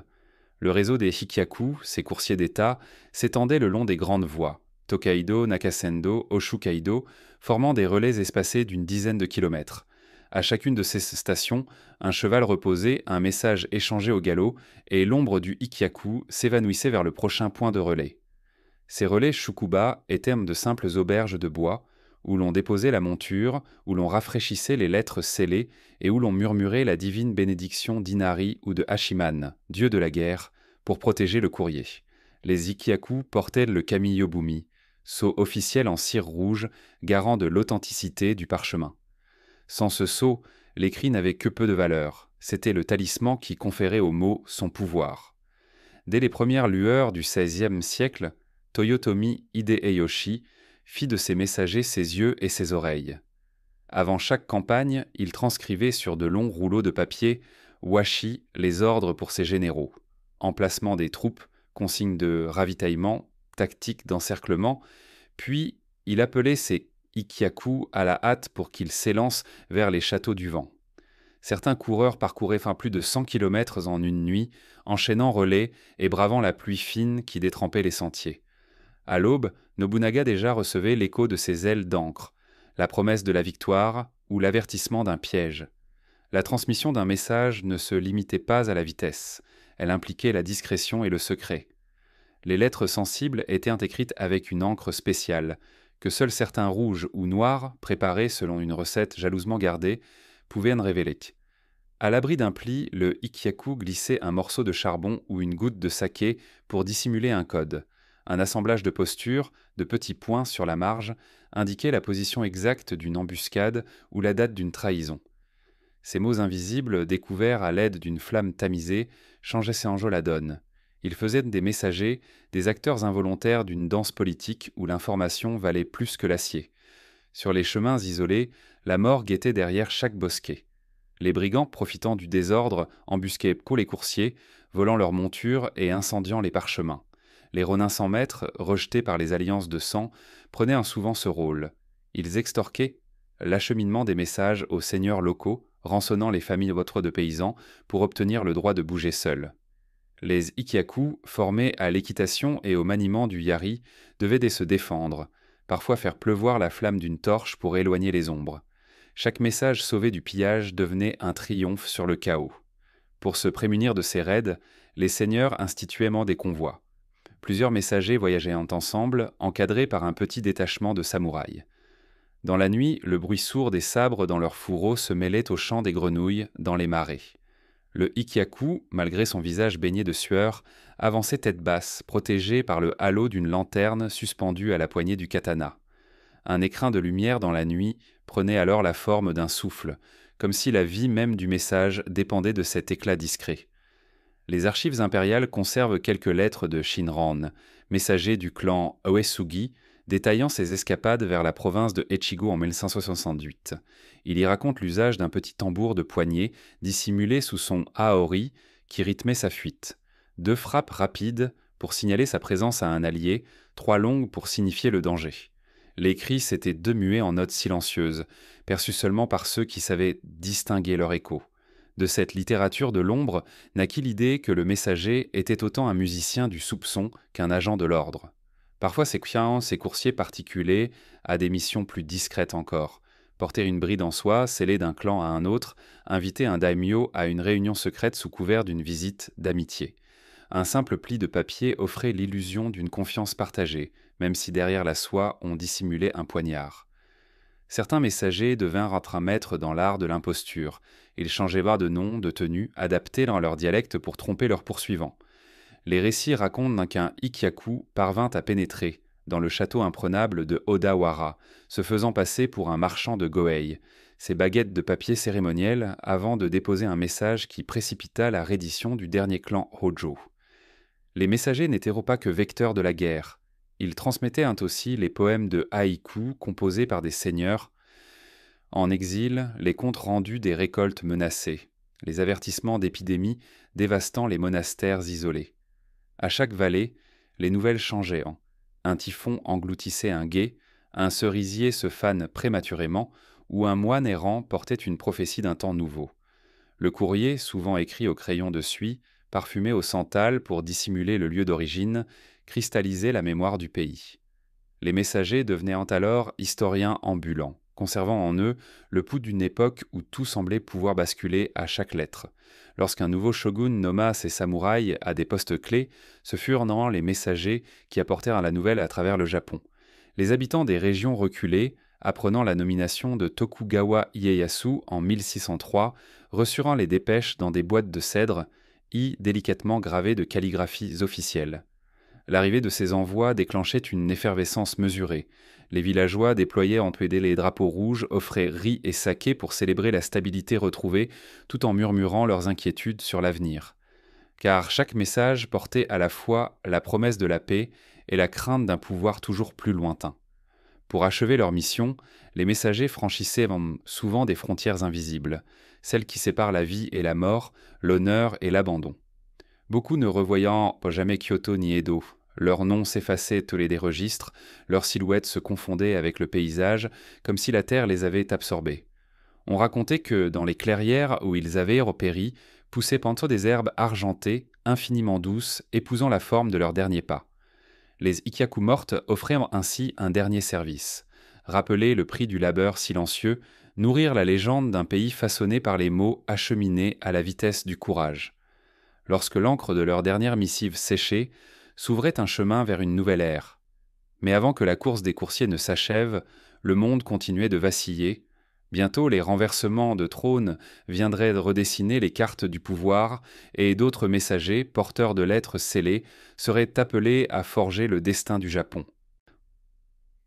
Lorsque le soir tombe sur les vastes plaines du Japon fracturées, le murmure des bambous se teinte d'une inquiétude subtile. L'histoire se redessine au rythme des trônes qui vacillent. Les renversements de trônes sont ces moments suspendus où le pouvoir change de main sans fanfare, comme une brèche ouverte dans la trame du destin. Dans la moiteur des palais impériaux, on entend parfois le léger grincement d'un paravent déplacé, annonçant la chute prochaine d'un seigneur. À l'abri des lanternes à l'huile, les courtisans retiennent leur souffle, un simple pli de papier, un signe de tête imperceptible, et l'équilibre ancestral se défait. Au cœur de Kyoto, le palais de Muromachi fut longtemps le théâtre de ces retournements silencieux. Là même où les shoguns Ashikaga tenaient jadis les rênes d'un pouvoir supposé inébranlable, la légitimité s'évanouit sous le poids des complots. Ashikaga Yoshiaki, dernier arrière-petit-fils d'une lignée affaiblie, reçut son titre de shogun en 1568 par l'entremise d'Oda Nobunaga. Mais ce cadeau apparent dissimulait un piège. Nobunaga, maître de la guerre, tira les ficelles en coulisses jusqu'à transformer Yoshiaki en pantin. Lorsque la rumeur courut que le jeune shogun entretenait des projets d'émancipation, Nobunaga fit pression, isolant Yoshiaki dans un palais devenu piège. La chute de son trône ne fut pas marquée par les tambours, mais par l'écho discret du sceau brisé et des parchemins arrachés. Ce fut là le prélude d'un cycle implacable. Toute autorité naissante attirait les convoitises. Les seigneurs nourrissaient l'espoir d'un titre officiel, sachant qu'aucune reconnaissance impériale ne garantissait l'immuabilité d'un règne.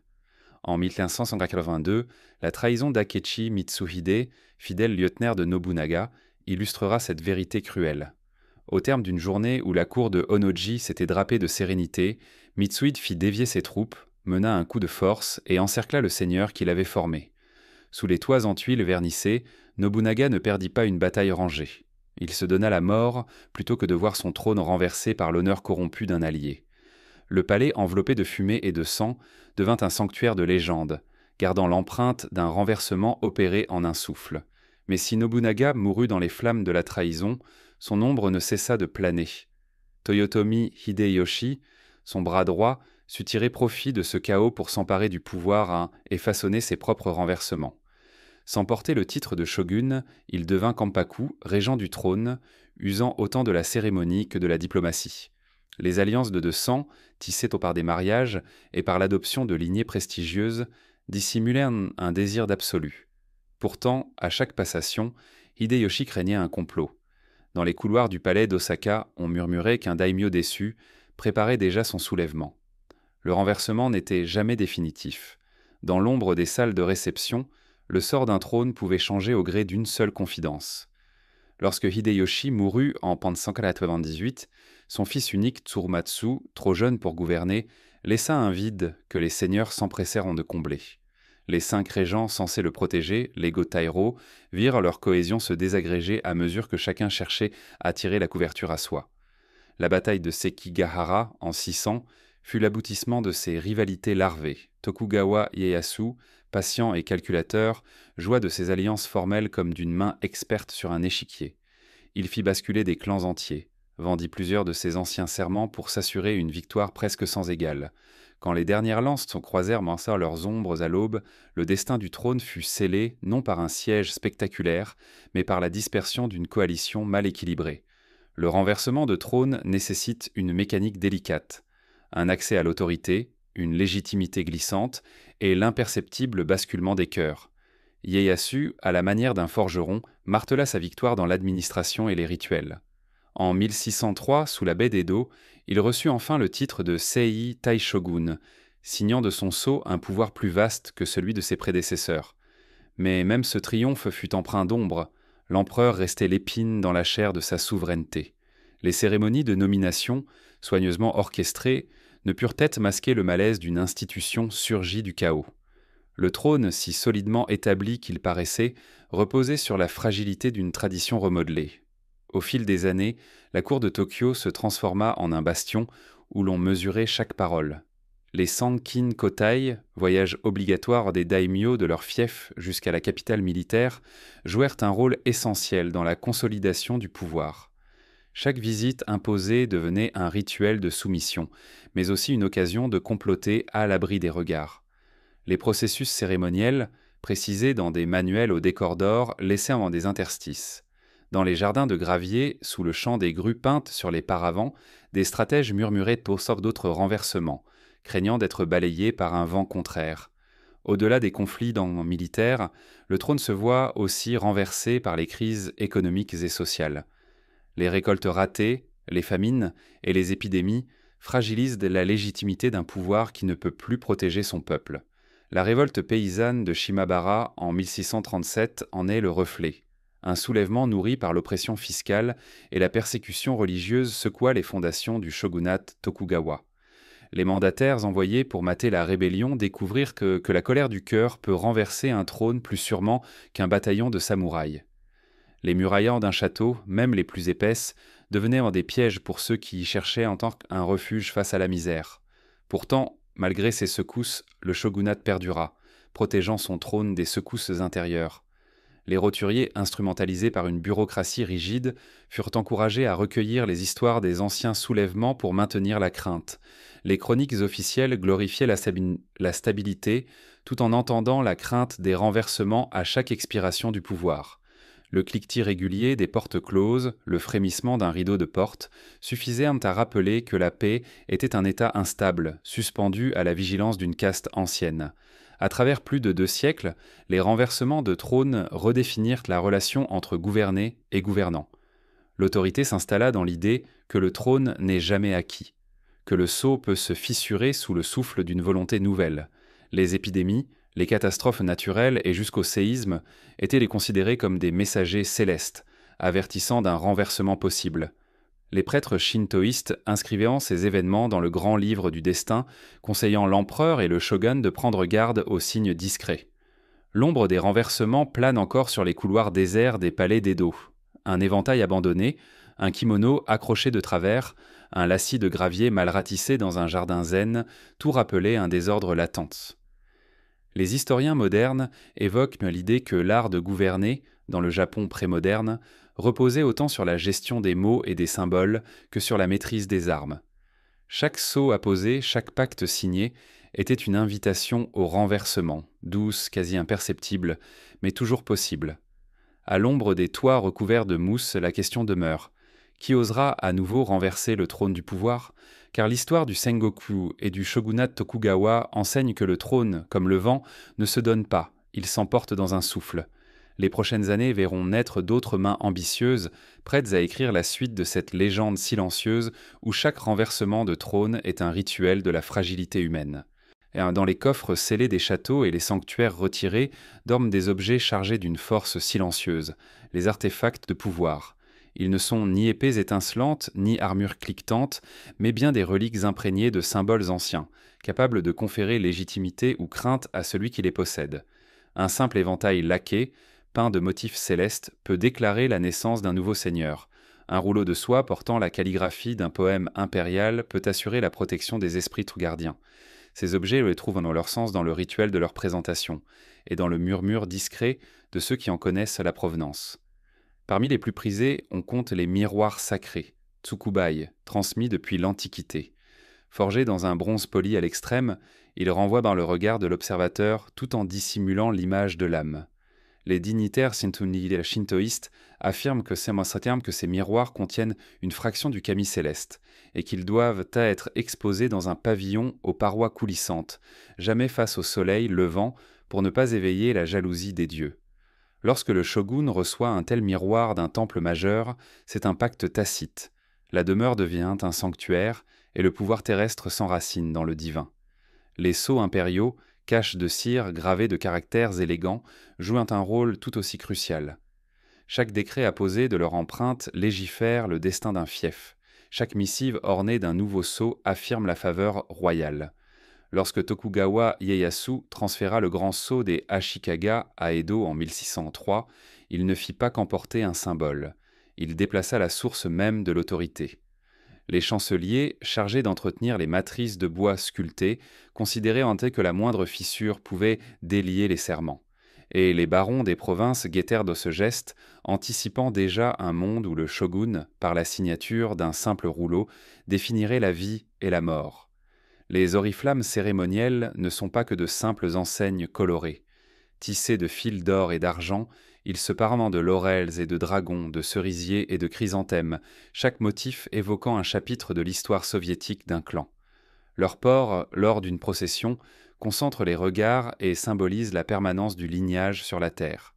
Lorsque Hideyoshi fit porter à Osaka-jo un atamoyari brodé de destinées croisées, alliance mariant la lignée d'Oda à celle des Hashiba, il transmit l'idée que son pouvoir ne tenait pas qu'à ses armées, mais à ses fils d'orfèvre tissant la légende d'unificateur.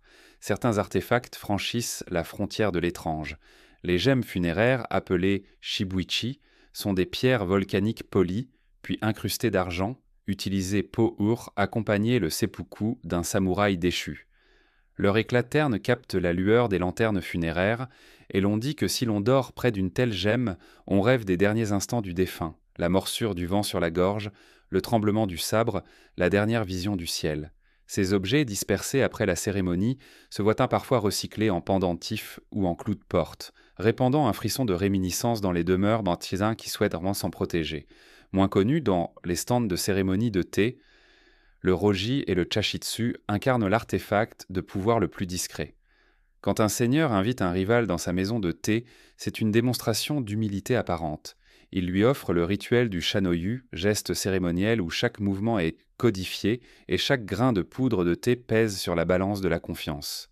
Le petit bassin en pierre, le tiboulet fort d'eau chaude, le vase de fleurs éphémères, tous deviennent instruments de dialogue politique. Le protagoniste principal, cependant, n'est pas le guerrier masqué, mais l'objet le plus banal, la simple tasse de céramique transmise d'une main à l'autre, portant sur son épiderme la marque d'une alliance silencieuse. L'obtention et la transmission de ces artefacts reposent sur une science occulte, celle du feng shui importée de la Chine Ming. Les conseillers en architecture, appelés onmyoji, calculent l'orientation des halls de réception pour maximiser l'énergie du ki. Un objet mal positionné perd sa puissance. Le grand bol de cérémonie, placé face au nord-est, capte la polarité de l'hiver, promettant sagesse et longévité. Une lance rituelle posée sous un pilier du rez-de-chaussée canalise la vigueur martiale. Les seigneurs, fascinés par cette ingénierie intangible, faisaient en venir ses maîtres pour vérifier l'efficacité de leurs trésors. Les artefacts de pouvoir ne sont pas qu'une affaire de décor ou de rituel. Ils sont la mémoire palpable des temps passés. Les épées légendes, comme la Kusanagi no Tsurugi, gardée au sanctuaire d'Atsuta, ne sont vues par personne. On raconte qu'elles sont ensevelies sous l'autel, indice d'une continuité divine entre l'empire du soleil levant et les clans de guerriers. Quand un shogun réclame l'œuvre d'un forgeron d'élite, il ne recherche pas seulement une arme, mais la garantie que son nom résonnera dans la postérité. Les maîtres forgerons, héritiers d'un art légendaire, martèlent le métal en silence, invoquant l'esprit du dragon et celui du serpent, liant ainsi la lame à la destinée de son porteur. Pourtant, la quête de ces objets attise la convoitise. Dans les coulisses des cours seigneuriales, on échangeait des rumeurs sur la localisation des trésors perdus. Un coffret de perles noires caché sous les fondations d'un donjon, un collier de jade placé dans la sépulture d'un ancêtre oublié. Les chasseurs de reliques, volontaires dévoyés ou espions du shogunat, filtraient Nsamso parmi les moines, les serviteurs et les artisans, vendant leurs découvertes aux plus offrants. Mais la plupart de ces récits demeurent incertains. Parfois, on ne retrouvait qu'un coquillage auréolé de rouille, dont la valeur résidait autant dans la légende que dans la matière. Les gardiens de trésors, choisis parmi les familles samouraïs les plus loyales, entretenaient quand ces artefacts avec un zèle presque religieux. Des registres manuscrits, parfois recouverts de poussière, consignaient le moindre polissage, la moindre réparation. Les seaux étaient entuilés, les gemmes nettoyées au knife wardiste d'alcool de riz. Aux simples manœuvres de maintenance s'ajoutait mon propre des prières quotidiennes. On versait une goutte de saké sur l'objet, on soufflait sur son pourtour pour chasser les mauvaises influences, comme on aurait soigné un blessé de guerre. Dans les veillées d'hiver, sous la lueur des lampes à huile, les anciens confiaient aux novices les histoires de ces objets. Comment un peigne en ivoire brisa la résistance d'un clan. Comment une cloche miniature éveilla la conscience d'un traître, comment un Bakugo scroll, révélant la position secrète d'un dépôt d'armes, changea le cours d'une bataille. Les récits, entremêlés de silence et de soupirs, servaient de guide moral. Posséder un artefact, c'est accepter son pouvoir mais aussi en porter le fardeau. Bientôt, lorsque les conspirations dans la nuit prendront la forme de complots ourdis dans les antichambres, ces reliques dévoileront leur rôle, manchettes d'assassins, clés de passage secret ou simple gage d'allégeance. Car un artefact, dans l'éther feutré du Sengoku, demeure avant tout la preuve tangible et muette qu'une autorité peut s'écrire dans l'éclat d'un objet, et qu'elle peut se briser tout aussi aisément dans le fracas d'un complot, quand la lune se lève sur les remparts silencieux et que le vent chasse la dernière flamme des lanternes, naissent les conspirations dans la nuit. Elles tissent leurs trames imperceptibles sous les tatamis feutrés et entre les murs de bois laqué, défiant l'éclat du sabre pour s'imposer comme un art plus subtil. Dans ces heures où le monde semble retenir son souffle, les voix se font chuchotement, les regards échangent des signes imperceptibles, et chaque pas résonne comme l'écho d'un serment à briser. Au cœur de Kyoto, les palais impériaux furent longtemps le théâtre de ces manœuvres secrètes. Les couloirs dallés de pierre, éclairés par des lampions rouges vifs, voyaient défiler des messagers masqués, portant sous leur kimono des rouleaux de parchemin dont chaque trait d'encre scellait le destin d'un clan. Les portes coulissantes s'entr'ouvraient discrètement pour laisser passer un dignitaire, puis se refermèrent dans un soupir de bois, enfermant derrière elles la portée d'une alliance scellée sans témoin. Les plus audacieuses conspirations s'élaborèrent dans les maisons de thé, où le rituel du shanoyu servait de paravent aux échanges les plus périlleux. Sous le claquement discret des bols de céramique, on posait un poème codé, qui révélait la date d'une attaque ou la trahison d'un de ses vassaux dont la loyauté ne tenait qu'à un fil. Le maître de thé, lui-même souvent initié à l'art de l'espionnage, observait en silence les paupières se plisser, les doigts effleurant à peine la lame dissimulée dans la doublure. À chaque gorgée de thé amer, l'avenir d'un royaume pouvait basculer. Dans les quartiers périphériques, les sectes bouddhistes jouaient un rôle ambigu. Les moines du temple de Honganji, forteresse spirituelle et militaire à la fois, devinrent les cœurs battants d'un réseau clandestin.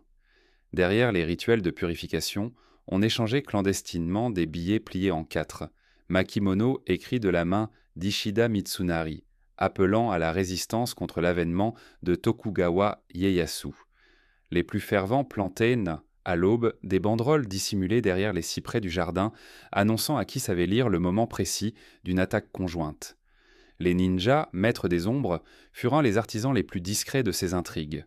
Embusqués dans les toits effondrés des vieux châteaux, ils glissaient pensés sous la cape de la nuit pour voler des souches de bambou, puis les remplir de minuscules messages roulés accordant pardon ou condamnation.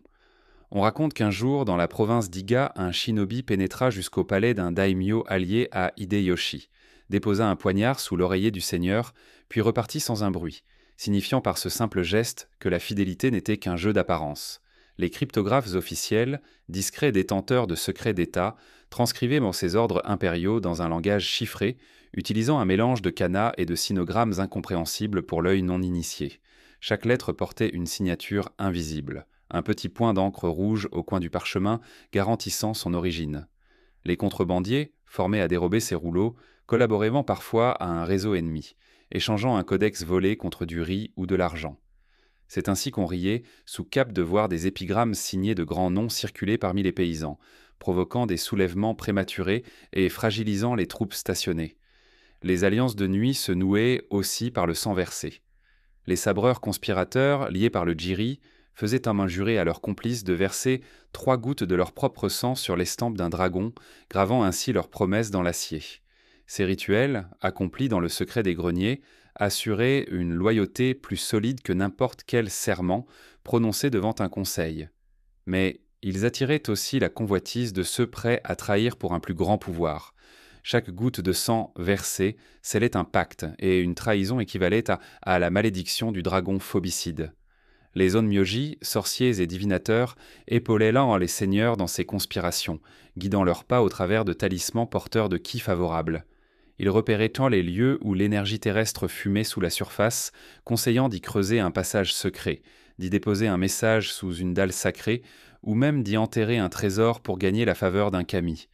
La nuit, on entendait parfois le crépitement d'encens rares, émanant d'un autel improvisé dans une alcôve, prélude à une séance de voyance qui scellait la trame d'un complot millénaire.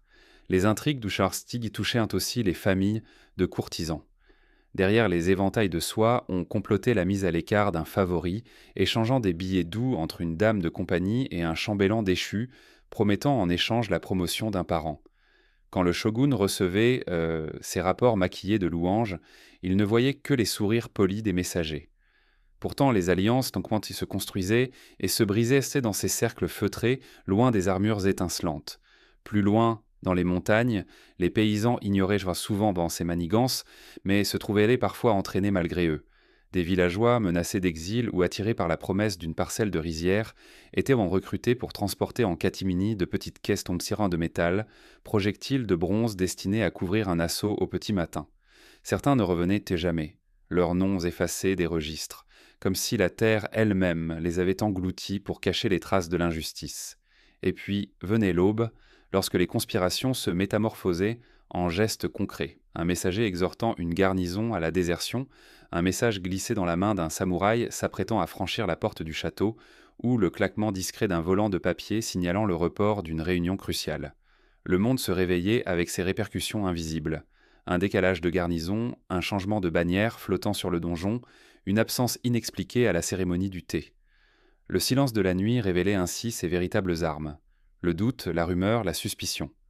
Un mot anonyme diffusé dans un village suffisait à briser la solidarité locale, à tendre les fourches contre un seigneur jugé trop proche du shogun. Une simple légende née au coin d'un feu capturait l'imagination, dressant des barricades mentales plus solides que les murailles des châteaux. Dans ces heures sombres, le pouvoir se transmettait non pas par la force ou l'or, mais par la maîtrise de l'invisible. Bientôt le voile se lèvera sur le crépuscule des anciens clans, lorsque les héritiers, d'autrefois, maîtres des intrigues, sentiront les fondements de leur autorité vaciller sous le poids des trahisons accumulées. Quand le corbeau solitaire survole les collines assoupies, ses ailes étouffent le murmure des souvenirs. Dans cette lumière déclinante, les grands noms qui jadis résonnaient comme des foudres sur les plaines du Sengoku s'estompent peu à peu. Autrefois maîtres de province, les clans Ashikaga, Takeda, Hojo et Uesugi voient leur influence refluer comme la marée après la tempête. C'est le crépuscule des anciens clans, ces lignées se reforgeaient dans le feu des alliances et des trahisons, désormais dispersées et absorbées par l'avènement du shogunat Tokugawa et la paix qu'il impose. Les bastions des Takeda, sur leurs pics de caille, se dressèrent autrefois comme autant de remparts imprenables.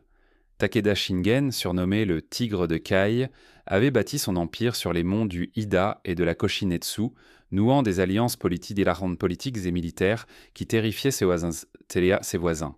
Mais depuis sa mort en 1573, son fils Katsuyori manqua de cette acuité stratégique qui avait permis à Shingen de dominer le champ de bataille. À la bataille de Nagashino, 1575, les lignes Takeda succombèrent face à la tactique des arquebusiers d'Oda Nobunaga, et les dernières lances de la cavalerie se brisèrent. Le clan, jadis puissant, sombra dans la disgrâce, ses terres rachetées par l'ombre grandissante de Tokugawa Ieyasu, tissant le voile qui obscurcit leurs souvenirs. Plus au sud, dans la plaine de Kanto, les Hojo voyaient s'effriter leur hégémonie.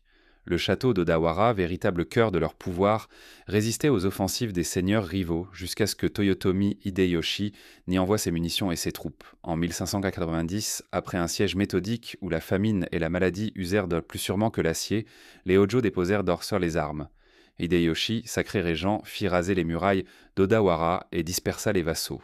Les pierres du château se retrouvèrent dans les fortifications d'Osaka, souvenir lacunaire d'un clan jadis maître de Kanto, aujourd'hui privé de toute terre. À Kyoto, les derniers vestiges de la lignée Ashikaga s'éteignirent dans un souffle imperceptible. Ashikaga Yoshiaki, enfermé dans la dépendance d'Oda Nobunaga, connut la disgrâce avant d'être exilé. Le palais de Muromachi, théâtre centenaire de la dynastie, se vida de sa substance politique et devint une ombre de bois et de poussière. Les poètes et les courtisans, attachés à la subtile élégance de cette cour, émigrèrent envers Edo ou vers les résidences de des seigneurs victorieux, laissant derrière eux quelques rouleaux de peinture et l'écho discret des shokas composés sur des paravents laqués. Les Uesugi, quant à eux, se replièrent dans les montagnes d'Echigo, préservant leur honneur mais perdant peu à peu leur influence. Uesugi Kenshin, le dragon de la neige, avait défié Takeda Shingen et conquis la vénération de ses soldats. Mais après sa mort en 1578, le clan sombra dans les luttes de succession. À Sekigahara, 1600, malgré ses tentatives de neutralité, le domaine fut soumis au calcul de Tokugawa Ieyasu, qui confia les terres à d'autres vassaux plus fiables. Les inévitables révoltes paysannes et les épurations politiques vidèrent sans le clan de ses membres les plus fidèles. Les temples zen d'Echigo, jadis protégés sous l'égide des Uesugi, virent leurs offrandes décliner. Dans l'ouest, le clan Mori éprouva moins durement le tournant, mais subit lui aussi l'usure du temps. Mori Motonari, génial stratège, avait uni le Chugoku sous sa bannière, portant l'ombre d'un héritage prometteur. Pourtant, la réorganisation du pays par Hideyoshi les confina dans quelques domaines restreints. À la mort de Motonari, les divisions entre ses successeurs fragilisèrent Bosur le clan, et la paix imposée enferma leur pouvoir dans des limites arbitraires. Bientôt, le calme relatif de la paix, Tokugawa convertit le château de Hagi en résidence provinciale tranquille, ses murailles songeant davantage aux cerisiers qu'aux lances. Pour beaucoup de ces familles, l'exil devint un exode intérieur. Les cadets, privés de leur fief, cherchaient un nouveau seigneur, acceptant l'humiliation d'un emploi subalterne. Certains rejoignirent la garnison d'Edo, portant l'uniforme standardisé des samouraïs de rang inférieur. D'autres devinrent instructeurs en arts martiaux ou maîtres de thé, transmettant dans l'ombre la mémoire d'un génie tactique révolu. Leurs kimonos, autrefois brodés de dragons et de cerisiers, perdirent leur couleur vive, sacrifiées pour la simplicité qu'exigeait la jeunesse d'un empire en paix. La dernière grande épreuve survint lors du siège d'Osaka, 1614-1615, où l'avant-poste du clan Toyotomi, figure contemporaine mais héritière de la férocité Sengoku, fut anéanti. Yoshitsugu Hideyori, fils de Toyotomi Hideyoshi, s'était réfugié dans le château d'Osaka, tentant de revendiquer sa filiation et de rallier les anciens samouraïs à sa cause. Les remparts dorés d'Osaka, garnis d'arquebusiers et de streltsi, firent trembler les conseillers de Tokugawa Ieyasu. Mais les attaques méthodiques, la construction de redoutes et l'hiver précoce érodèrent et zandèrent la résistance. En juin 1615, la citadelle tomba, emportant avec elle les dernières perspectives d'un retour au tumulte guerrier. Les ruines d'Osaka, fumantes et silencieuses, devinrent le tombeau du Sengoku. Le crépuscule des anciens clans laissera une empreinte durable sur le paysage social et culturel du Japon. Sans les conflits incessants, l'art de la fortification céda la place aux jardins secs et aux maisons de thé. Les murailles criblées de coups de feu furent remplacées par des chemins de gravier, sculptés pour accompagner la méditation. Les châteaux, réduits à des donjons solitaires, devinrent des lieux de visite, fascinant les paysans et les marchands venus contempler l'aurore d'une ère nouvelle. Pourtant, dans le silence de ces citadelles désertées, l'ombre des anciens clans persiste. Les légendes circulent. on dit que, lors des nuits sans lune, on peut entendre le martèlement d'une forge clandestine, comme si un forgeron isolé tentait de ranimer les lames brisées. Dans certains villages d'Echigo ou de Kei, on enterre encore, sous la paille des greniers, les fanions d'un seigneur disparu, croyant qu'il protège des esprits en malveillants. Les poèmes composés jadis en cours, recopiés sur des fragments de bois, passant de main en main, traces indélébiles d'une grandeur révolue. Ainsi s'achève, dans un souffle à peine perceptible, la dynastie de ces familles puissantes. Mais l'histoire ne se perd jamais vraiment. Elle s'ancre dans le cœur des collines, dans la poussière des remparts tombés et dans les confidences des anciens. Quand l'ombre de Tokugawa s'étendra sur tout le pays, elle sera façonnée silencieusement par la mémoire obstinée des clans qui s'éteignaient, mémoire destinée à ressurgir un jour dans le murmure d'un poème ou dans le relief d'un monceau de pierre. Malendita de Rechandwan. Dans la pénombre des forêts anciennes, bien après que les tambours de guerre se soient têtus, on dit qu'apparaissent les feux follets des armées errantes. Telles des braises indomptées, ces lueurs vacillantes dansent entre les troncs, rappelant l'écho des batailles que le temps n'a pas encore tout à fait englouties. Elles ne sont ni l'éclat d'une torche, ni la fumée d'une bougie, mais un souffle spectral, un parfum d'aube mourante, où le métal frotté contre le métal s'estompe pour ne laisser que le souvenir d'une fureur suspendue. À l'approche du premier hiver qui suivit la chute d'Osaka, les paysans des contreforts d'Echigo murmurèrent avoir vu ces flammes, des phares moirés glissant sur les lisières de la neige, là où jadis s'étaient massées les armées de Toyotomi Hideyori. Les torches de bois tendre abandonnées après le siège, consommées jusqu'à l'éclat des braises, auraient imprégné la terre, conférant à chaque parcelle une lueur éphémère dès que l'obscurité perdait sa densité. Là où se dressait un charnier, au détour d'un chemin que plus personne n'empruntait, une petite flamme scintillait, comme la prière muette d'un guerrier qui ne trouverait jamais le repos. Ces feux follets sont souvent associés aux vassaux perdus, samouraïs démunis de seigneurs ou ronins sans espoir, dont l'âme erre encore dans l'attente d'une bataille inachevée.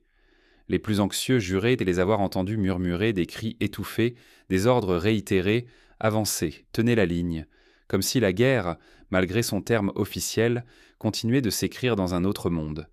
Les empreintes sur la neige, à la lueur fuyante, n'appartiennent à aucun animal connu, ni à aucune armure trop lourde pour s'infiltrer entre les sapins. Elles se croisent, se dispersent et s'effacent sans laisser de traces, ne survivant que dans la parole des anciens sentinelles. Les moines des monastères voisins, sollicités pour interroger ces phénomènes, se livraient à des rites de purification au crépuscule.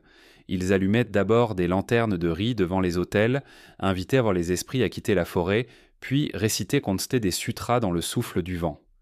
Pourtant, au moment même où les chanoines fermaient les yeux pour honorer leurs ancêtres, un fragment de prière semblait rebondir dans le noir. Un écho lointain mais précis, comme si le cœur des soldats déchus reprenait en écho la mélodie des gongs d'antan. Les feux follets, dit-on, reprenèrent alors leur ronde, défiant la volonté humaine de refermer leur cercle. Sur les routes secondaires, ces chemins oubliés qui relient les anciens postes de relais, les voyageurs rapportaient aussi leurs frissons. À la nuit tombée, un convoi de charrettes, tiré par des bestiaux échappés à la conscription, se figeait dans la stupeur. Des lanternes, allumées sur des perches en bois, flottaient près devant eux, comme guidées par une main invisible. Les palefreniers, habitués à la rudesse de l'hiver, tremblaient devant cette procession. Personne n'entendait la respiration d'un cheval, ni les roues d'un tsinaru crisser sur la glaise gelée. Ces phares errants, selon la croyance locale, étaient là la manifestation d'armées mortes, réactivées par l'onde résiduelle d'un grand massacre. Les érudits d'Edo, intrigués, tentèrent d'expliquer rationnellement ces lueurs. Ils évoquèrent devant l'oxydation de certaines herbes marécageuses, la combustion lente de champignons hallucinogènes ou les éclairs de phosphore émis par des bactéries. Mais ces hypothèses s'effondraient dès que l'on constatait l'absence d'odeur âcre ou de chaleur au toucher, et surtout lorsque les feux se formaient au sommet de collines rocailleuses, sans aucun substrat végétal accessible. La science, à son tour, s'immobilisait devant l'impossibilité de mesurer ce qui appartenait déjà à un monde incertain.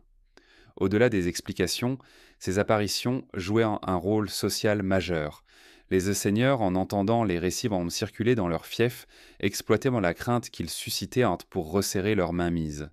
Certains ordonnèrent aux villageois de regagner leur maison plus tôt, prétextant des attaques de brigands, quand en réalité ils redoutaient que l'ombre des soldats disparus, jette le trouble dans l'ordre public. À Edo même, on vint à placer des tours d'observation pour surveiller la périphérie urbaine, redoutant que ces lumières annoncent un soulèvement des Ronins. Les feux follets se muèrent en instruments de pouvoir, manipulés par ceux qui pouvaient en décréter l'interdiction de parole. Pourtant, dans l'intimité des maisons de campagne, au coin de l'âtre, on préférait les aborder comme un signe de respect. On laissait une offrande de riz et de saké déposée sur une pierre plate à l'orée de la forêt, en espérant que l'âme de chaque soldat trouverait la paix. Les plus pieux faisaient le trajet bourbeux en plein jour pour aligner des bâtons de bambou autour d'une souche, formant un cercle protecteur. Ces gestes, presque chamaniques, entretenaient la légende selon laquelle on pouvait converser avec les feux follets, leur susurrer un merci pour leur sacrifice et leur demander d'éclairer la route de leur vivant. Dans la poésie populaire, ces lumières furent bientôt comparées à des lucioles d'acier nées du contact des lames sur les pierres, un souvenir scintillant de la rupture entre vie et mort. Les troubadours itinérants, portant des luths et des flûtes, entonnèrent des ballades où l'on voyait des processions d'ombres blanches, revenant vers la mer pour chercher le repos. Les aubergistes, reconnaissant le pouvoir d'envoûtement de ces vers, les déclamaient chaque veilleteux de marché, attirant les voyageurs pour écouter une histoire de fantômes guerriers. Pour les stratèges et les conseillers du shogunat, ces récits faisaient partie d'une culture de la peur contrôlée. Une population qui redoute l'invisible se montre plus réceptive aux messages officiels, plus docile aux ordres de couvre-feu et aux corvées dites de rénovation des routes. Les registres fiscaux d'Edo mentionnent une hausse de l'impôt pour financer l'éclairage public, lanternes en papier et postes de guet, justifiés par la nécessité de protéger les sujets contre les feux follets et traîtres. L'argent récolté alimenta la construction de ponts de pierre, de ponts de bois vernis et de routes, empierrés, métamorphosant le paysage d'une peur ancestrale en infrastructures tangibles. Pourtant, au plus près de ces lueurs, les plus téméraires essayaient de percer leur mystère. Des ronins solitaires, cherchant peut-être leur propre rédemption, armés en des pièges rudimentaires, bassines d'eau recouvertes de gravier, fils de fer tendus entre des arbres, afin de capturer une flamme ou de la contraindre à s'exprimer. Tous rapportèrent, à divers endroits, qu'une lumière se faufilait sous leurs filets, rebondissait sur l'eau, puis s'élevait vers la cime des chênes avant de disparaître sans bruit. Aucun équipement métallique ne souffrit de chaleur, aucune trace de combustion n'adhéra au gravier. Ces expériences, consignées dans des carnets de notes, restèrent inachevées, comme si l'objet de la quête se jouait de leurs instruments. Au fil des saisons, les feux follets dessinaient une cartographie invisible. Les forêts, obscures.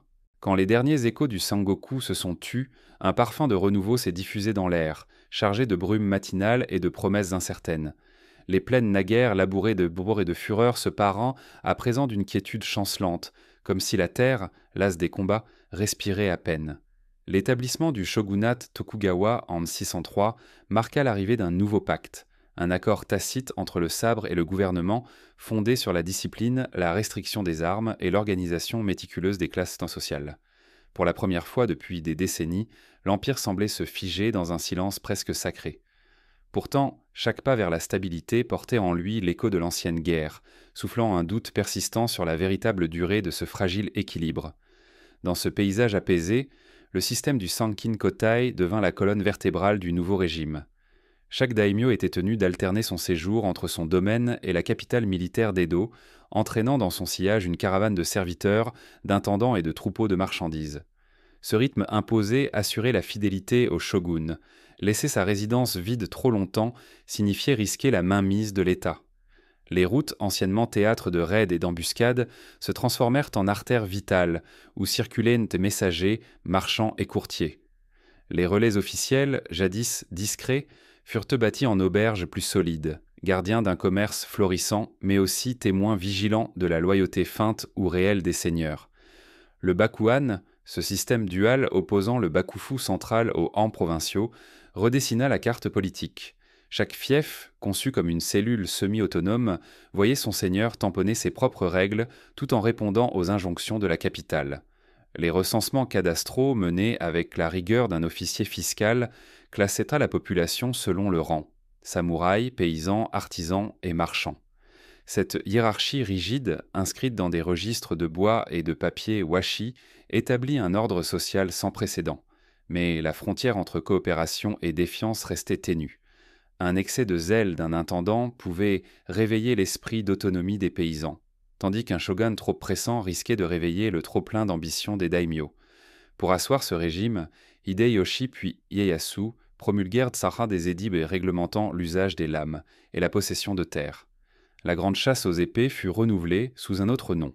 Interdiction stricte du port du sabre pour les paysans, contrôle des forgerons et confiscation des lames suspectes. Le droit de porter 2 épées, daisho, devint l'apanage exclusif des samouraïs.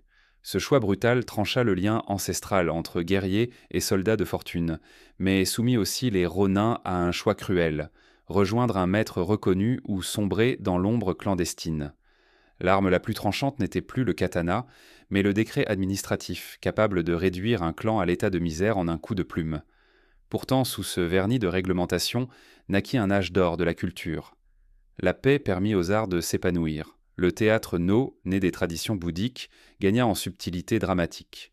Le kabuki, ballet effervescent, attira des foules urbaines. Et l'ukiyo-e, estampe du monde flottant, captura l'éphémère beauté des cerisiers en fleurs et des courtisanes.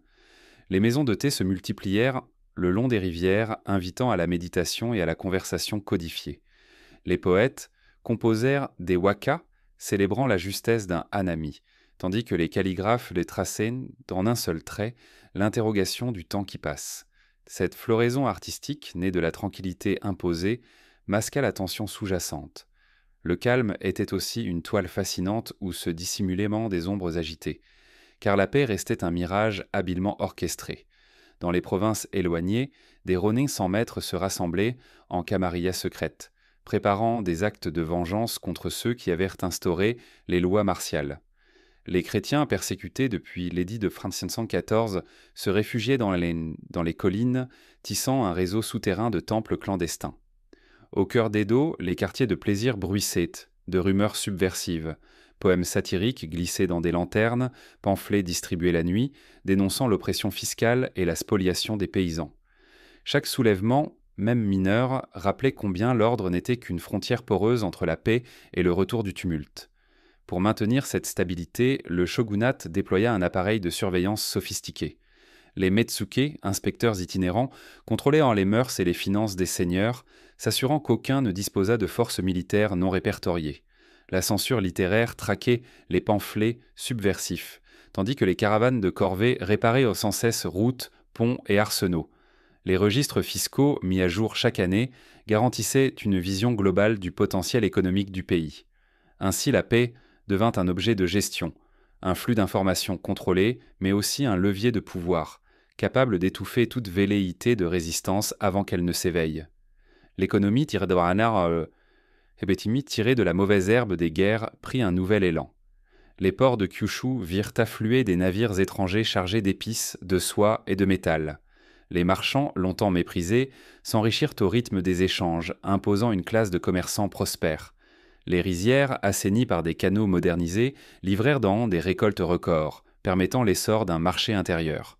Pourtant, la prospérité se heurtait aux aléas climatiques. La famine de Kanei, 1640-643, suivie de tremblements de terre, rappela à tous que la nature, plus que les lois, porte la clé de la stabilité.